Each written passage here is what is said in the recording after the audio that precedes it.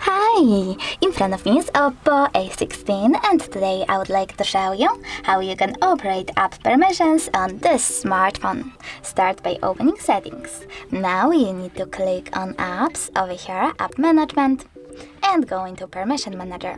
Following that you can pick one of your phone's features like location and then select one of your apps like calendar. Over here select one of those options for this app. Allow only while using the app, ask every time or deny. I will go with allow, so now when I go back, as you can see, calendar just gained access to my device location if I'm using it. But you can also click on one of your apps, but this time select see all calendar's permissions. Then manage all of them for this app from here. Thanks so much for watching. If you enjoyed this video, don't forget to leave a like, comment and definitely subscribe. Bye!